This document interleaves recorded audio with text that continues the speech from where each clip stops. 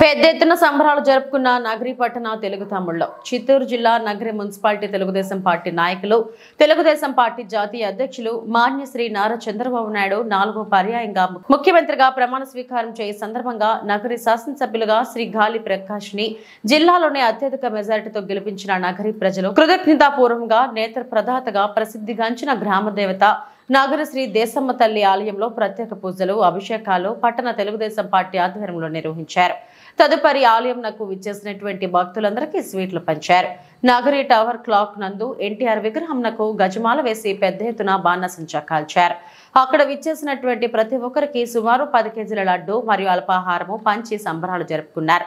తదుపరి నగరి మున్సిపల్ కార్యాలయం మీదట బాణసంచా కాల్చి కార్యాలయం సిబ్బంది అందరికీ స్వీట్లు పంచి జరుపుకున్నారు.